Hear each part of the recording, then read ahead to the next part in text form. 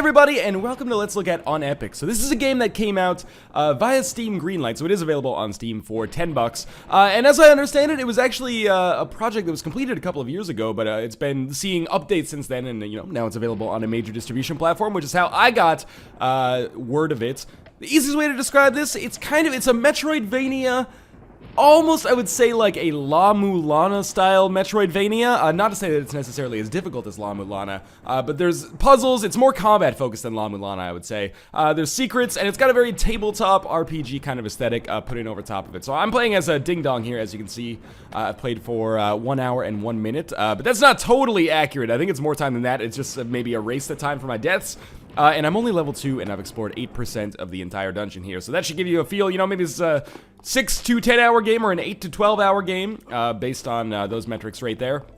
So let's talk about what the heck's going on. I'm playing as this dude right here that you can see, and basically he was having a, Dungeons & Dragons party with his friend, and then he went to the bathroom, and in his mind, he started hallucinating.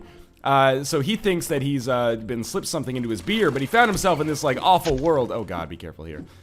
In this awful dungeon, where he's been haunted, basically, by a malevolent spirit that essentially wants him to die so that it can be freed from this mortal coil, if that makes any sense at all. And, we don't really know 100% what our quest is right here. Oh, good, we've killed 100 monsters. That's kind of excellent, I suppose. Let me just figure out where I'm supposed to go here, because I do have a direction. Remember, this is not a linear game. This is a Metroidvania style, so there is a little bit of map checking that I'm going to have to do. I just want to kill these bats first, which will give me experience and also some crafting ingredients, but let's see. So, I think I want to go down and then over to the right there. I should point out, by the way, I am playing this on the Xbox 360 controller right now. But, it's totally possible to play this on keyboard and mouse as well. In fact, it almost feels like it's substantially worse on the 360 controller, so I would probably recommend playing with the keyboard and mouse. But, after I played like an hour and a half with the Xbox 360 controller, I was just like, we'll roll with that, I guess. So, very basics of the game here. It is kind of like a dungeon crawler, at least at first glance, superficially. Not like a Spelunky, but again, kind of La Mulana-esque. We're going to be going around breaking barrels to get loot. We're going to use this loot to upgrade ourselves and also increase... do I have a key that I can use to open this door? I don't believe so. Or did I already? I already opened this door. Okay, perfect. So we're going to move on to the mines area here, which is brand new to me. Why do you stop? Duh! Have you seen these big rocks falling over the place? I could be squished by one of these rocks. Jeez, isn't there any other way? This passage is the only path to reach the mine. Alright! Let's try to make it through here. So there are a lot of rooms like this. There's a lot of traps that come about in the dungeon that I've been in so far. There's in fact been one quest where I was like exclusively tasked with avoiding a series of traps, which was especially difficult for me. That did a ton of damage. But we're still alive here, and we could get lucky and manage to sneak out. If we die, it's not the end of the world. We'll respawn at a designated spawn point. Oh yeah, that just crushed me into a fine mist there. All right, let's try again. We should respawn. In fact, maybe not even at a designated spawn point. We should respawn fairly close to where we started there. Yeah, just at the start of the mines. So we'll probably have to go through the dialogue again. But just to explain what we've got going on here, I have a variety of weapons. I believe this is a mace right here. So I have a blunt object. And I also have a sword. Let me just come up here. So, blunt objects are really good for killing non-living creatures, things like these barrels here. I also have this sword, better for killing living creatures, but as you can see, the mace is also better on these spiky dudes. Additionally, I have a healing potion, which I can use right now, but I'm not going to because I don't think I have that many. We can check our inventory. I have 3. I also have a variety of other potions, like a small empty vial. That's actually just used to make a potion. Potion of ogre strength, potion of minor regeneration, and, the healing potions. And I haven't really experimented too much with the crafting that goes on in the game, but I have managed to get some recipes. I'm not sure if you can see. We can go down to recipes here. So I have a recipe for healing potions, basically, that allows me to make my own healing potions on the fly, although I need a special kind of crafting table in order to do it. But, it's not Terraria, but, if you were being...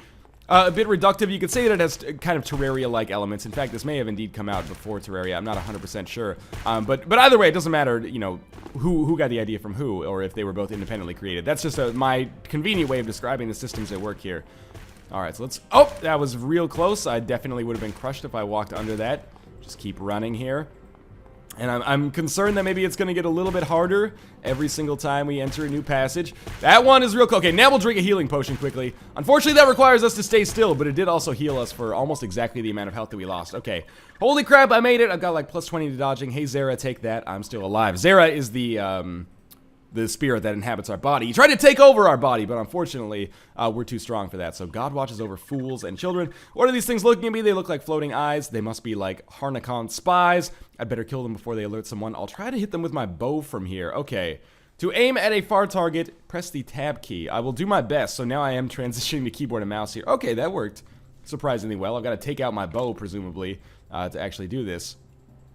Maybe I can do it like so. Alright, this is working out okay. I don't know how many arrows I actually have, and I'm actually using a combination of my keyboard and mouse, or my keyboard and Xbox 360 controller here, but this is working out fairly nicely. It's my own fault, I presume, for going with kind of a makeshift controller system, as opposed to just going to keyboard and mouse style. But anyway, I want to talk more about the game, but I want to get into like an area where I can start talking about the game. Good. Hey, this gate looks like the one I saw before near the healing spirit, but naturally it can't be a safe passage. Let's enter through here. Oh no, that was, I pressed up and it drank a healing potion instead of actually opening this door. B is the button to do this. So this is basically like our hub world, if you will. So all of these gates are basically shortcuts to get throughout the castle. So it's a sprawling world. Again, the La Mulana reference, I think, it was not just like my way of superficially kind of giving you an idea of what this game's like. There's some serious like La Mulana elements that take place here. And you know, La Mulana was inspired by old MSX games. This was also, again, I'm not sure if that's Convergent game design or you know, whatnot, but this was also inspired by you know, old MSX games. So you definitely get a feel that La Mulana connection is more than simply superficial. So if we go through here, wait a minute, is this the right one? Yes. Okay. So this is a very important element of the game, and the last like basic element I guess we have to talk about. This is the healing spirit, which is effectively like the fountain or a save point. So every time we go here, our health can be restored, and our game is going to save because it doesn't actually save manually. So let's talk about positives and negatives that I have about UnEpic so far, and how I've been enjoying the game. I will, you know, spoil things right off the top here and say that I've been enjoying UnEpic an awful lot, and a lot more than I thought I would. I love La Mulana, but I have kind of like a begrudging, or I say that begrudgingly, I should say, not because La Mulana is a bad game, but because it's so difficult that I find it very difficult to make progress. Whereas I think UnEpic is easier, and I don't mean that derisively, in fact I mean that in a good way. I think UnEpic is a lot more accessible, which is totally awesome. So I think this is the kind of game you can definitely spend a lot of time with if you are a fan of games like La Mulana. It's not the best game I've ever played, but that being said, I am having fun with it regardless. Okay, one second. There's a rope here that reaches the other side. Let's see if I can slide on it. Press up to grab the rope. While you're in the air near the rope, press up once again to grab the rope. Okay, let's try. It worked. And then we managed to make it down. Okay, I didn't expect that to work. I thought that was a trap, actually. And I have no idea what this weird pentagram gear is up here. Wait. You discovered the challenge, the King of Dodge. The challenge is dodge all falling rocks between the columns on the corridor to the mine. Did I not do that, or did I must have hit one, I guess. That is gonna hurt a great deal. I think that sound that you heard was me, like, triggering a monster. So here's I mentioned that I had some complaints about the game. My major complaint is actually like a control issue, and I have the same issue with La Mulana, actually, which is that the combat and the jumping feel a little bit clunky to me, but again, maybe they're taking this wholesale from some MSX game I'm not familiar with. But basically, it has that kind of like Castlevania-style jumping, where once you... Oh, does he see me? No. Where once you jump, like, you have very limited ability to affect where you're going in the air. Whereas I prefer, or I'm used to, I should say, to be more accurate, I suppose, a more Mario-style jump where, you know, you actually have a great deal of kind of agency over yourself once you're in the air. So we've leveled up again there. Every time you level up, and you're actually, I guess, kind of privileged to see this because leveling up doesn't happen all that often, as you can see, like 1 level an hour, basically. We have like a character sheet, which is very much in that Dungeons & Dragons style, where we can choose to upgrade like swords, maces, daggers, whatever weapon we have, as well as our constitution, which is like max HP, the effectiveness of potions, the best armor we can carry, and we might as well upgrade swords and maces as well, because we're using both of those. There's no perks or anything like that. It's very much like an old school kind of character sheet, which is fine. Not necessarily my favorite way to upgrade a character, but there's nothing wrong with it either. So let's lock this up. I'm not sure what that is, some kind of lever. And in fact, I think if I use a dagger for this, I would kill this guy much more easily. What was that guy holding? It was like a plunger or something. But I was too lazy to actually equip a dagger. I will say, so in terms of complaints, kind of clunky jumping I find a little bit, although this is working out really well for me. Combat, not necessarily the most nuanced thing in the world. You know, this is not a 2D Dark Souls or anything like that. You're just not mashing buttons, but, you know, very much in the, like, Ghosts and Goblins style of gameplay. And beyond that, The inventory system I find a little bit clumsy, and I do find myself teleporting like back to the save point often, which is not necessarily a bad thing. Again, you know, one of my complaints about La Mulana is that it's so fucking hard to make any progress in that game because the save points are so far away. Wait, there's a hammer here. It's beat up pretty badly, probably used by a blacksmith. All right, we'll pick up the hammer, man. Is it on the ground? I don't understand what's going on here. I'm just trying to open the chest, but I guess that's not acceptable for the game right now. So where should we go? There are several other opportunities. I do like the map system in the game. I think the map system does really well. And I like that it's not a linear dungeon crawler. I like that it's a Metroidvania. Or at least, you know, to a certain extent, it's a Metroidvania. That being said, in my limited time with the game so far, I have yet to encounter an experience where... Okay, just be careful here. I've yet to encounter an experience where I got like a double jump or something that opened up new chasms or something to me, but that's not to say that doesn't happen at some point a little bit later on. Yeah, my major complaints about the game, I guess, are just that it's a little bit too basic sometimes. But that being said, I can't stress this enough that if you like La Mulana, or you like the idea of La Mulana but found La Mulana itself incomprehensible due to its difficulty sometimes, then I would definitely encourage you to check out UnEpic, which is, you know, kind of came out of nowhere for me, and it was a big surprise. I like it a lot. Alright, so let's see what we've got going on in here. We've got a couple of merchants. Alright, so I'm not even going to read that because it seems like borderline racism. We're just going to skip through the dialogue and, see what this guy's got for sale. So, he has weapons, which I can't afford because I don't have very much... No, don't buy that because I don't have very much gold at all. What does this guy sell? She's a high sorceress, so my guess is that she sells some kind of magic, like wands maybe, or recipes, potions of trap detection. That would actually be an awesome one for me to get. And actually, yeah, we definitely should buy these teleport to mine scrolls because I might need those later. Because again, if you look at my inventory, I have another kind of scroll. I should anyway, teleport to kitchen somewhere. There's teleport to mine. Where's my teleport to kitchen scrolls? Oh, there it is. So the way that the teleport to kitchen scroll works, so the reason you'd want to use it is because that's where you actually find the cauldron necessary to create potions. So as I run out of health potions here, I can use those magical essences, which you see in the quantities menu in the like middle right here, to create magical potions. And then I can use said magical potions to kind of sustain myself as I make my way down in the jungle here. Not jungle, the mines. Sorry, wrong Spelunky area. So I'll pick up some more coins. We'll keep lighting these lamps. When you light all the lamps, you get a reward. Like, it gives you a nice little, like, very pleasing, like, dingle-dong on the, like, audio clip. That was probably not the best way to describe it. 17 magical essence, good lord. But it kind of seems like it should give you, like, a gold bonus or something. I don't think it does, but, maybe. We'll see. I have 11 coins right now. Let's see what happens if we light all the torches. Okay, don't let this guy know that you're here. Like, this should do it, I think. No, we got one more somewhere that I didn't light. Okay.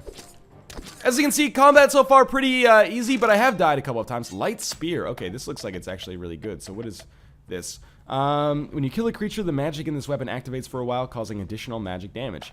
Maybe I can assign a shortcut to that and make that my... Yeah, I'll make that my down key, and we'll see how this works out for us. Because I don't have any levels in spears. But maybe this will give me like an additional range, and it'll help me out a little bit. Where can I go from here? Is there a down? There is not. So we've just reached like a terminus here, which is totally fine.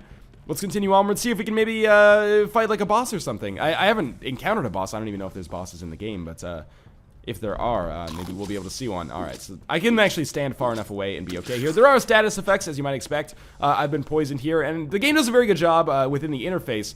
Oh, Jesus. Within the interface of letting you know how long you're going to be stuck with the status effect. Like, if you look there, you can see that that meter that says poisoned is, like, decreasing right now, and you can see roughly how long it'll take you to basically be safe again. Oh, I didn't know. Can this dude fall down? Oh, he can. Okay. Now, I think I should be alright here, because I'm going to get... Oh my god, he did 76 damage? That is horrifying. I did not realize that the monsters here were so strong. I think I only have like 150 health overall, so this might not be the best place for me to go. Where's the... do I have to go all the way back up here to get this magical spear? I think I do. If so, that's really unfortunate. So he sees me. I do like the kind of like Metal Gear Solid style... tone whenever you alert a monster as well. I also like that monsters can't climb things, so it's very likely that I will... Oh, okay, that was real close, but we did end up getting some extra health back there.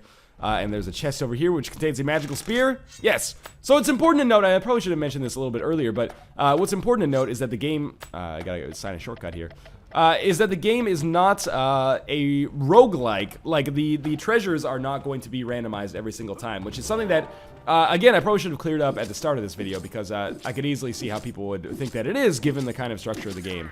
But no, everything is preset, again, in kind of the way it has to be, because, you know, you have to occasionally get, like, get keys or get special artifacts that help you move on to other parts of the game. So, obviously, it would be a tall ask to have totally roguelike element. Oh my god, fire ants! Okay, is there an escape over here? There is indeed. I can't see shit. This scares me a little bit. There's bats, and bats strike me as probably not being very easy to hit with a spear. I need, like, a wider swath on my weapon here. Let's take a health potion here. Actually, now that we actually have that health drop there, I probably didn't need to do that, but let's just make our way up here. Hopefully we'll find some more lamps. That is actually another shortcut backwards, so I definitely want to unlock that. It's almost like getting waypoints in something like Diablo or something. If I can get those waypoints, then that's going to really reduce my travel time. And it's really important to get these, if I do this right here, because in getting these, it'll make it very easy for me to get back to kind of the save point. That being said, I do also have a shortcut key, which will just instantly teleport me back to the save point and also allow me to heal up here. So why don't we do like one more venture out into the mines, and then we'll probably call it quits. It's a little bit unfortunate that due to the structure of these videos, I'm probably still even, you know, at an hour and a half, 2 hours in, unqualified to totally talk about what happens in UnEpic and what makes Epic unique. Or sorry, what makes UnEpic so unique. It's a sentence that's a little difficult for me sometimes. But that being said, in my limited time with the game so far, I actually am enjoying it a great deal. I'm not sure if I'll actually take the time to finish it off camera, but I appreciate it as a kind of more accessible counterpart to a game which I've mentioned a few times before. So let's, and again, that is not meant as a knock on La Mulana at all. I love La Mulana as a game, and I think it's probably widely accepted as a very good indie game, and probably a game that is better than this one. So, oh, by the way, these skulls here are things that we'll need a key for. I didn't realize that we actually had the key required to get through here.